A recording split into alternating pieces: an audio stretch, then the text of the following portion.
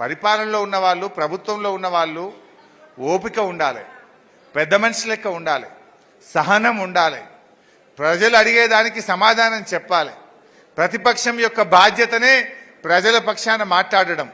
ప్రతిపక్షం అడిగితే ప్రతిపక్షాల మీద ఎదురుదాడి, ఎవరైనా లీడర్ మాట్లాడితే వాళ్ళ మీద ఎదురుదాడి. అంటే మీరు ఏంది బెదిరించదలుచుకున్నారా? ఈ బీఆర్ఎస్ పార్టీకి బెదిరింపులు కొత్త కాదు. ఇది తెలంగాణ ఉద్యమంలో పుట్టిన పార్టీ.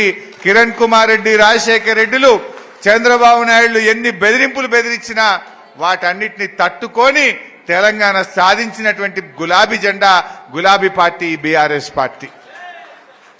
నేను మిత్రులతో కూడా కోరేది ఏంటంటే ఈ విషయాల మీద కూడా ప్రజల్లో చర్చ పెట్టాలి. మా బూత్ లెవెల్ నాయకులు, గ్రామ నాయకులు, పట్టణ నాయకులు ఎక్కడికక్కడ మనం ప్రజల్లో చర్చ పెట్టి విషయాలు కూడా తీసుకుపోవాలి. మీరు కాళేశ్వరం గురించి కూడా దుష్ప్రచారం చేస్తుండ్రు. ఒక్క ఎకరా వారిందా అన్నది వాళ్ళే.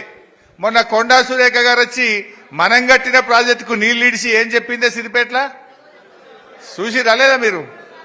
హైదరాబాద్ మేము ఎకరం బారలేదంటారు. రంగనాయక్ సార్ దగ్గర మంత్రి గారు వచ్చి నీళ్లు ఇడిచిపెట్టి 1,10,000 ఎకరాలకు నీళ్లు ఇస్తున్నా అన్నది. మరి ఒక్క రంగనాయక సాగరే గంతుంటే మీద మల్లన్న సాగర్ ఉండే, ఆడ కొండపోచమ్మ ఉండే, కిందికి అంతగిరి ఉండే, ఆ కింద మిడ్మానేరు ఉండే, ఆ కింద ఎల్లంపల్లి ఉండే, అన్ని కలిపి లెక్క తీస్తే ఎంత బారుతుందో లెక్క రాదా?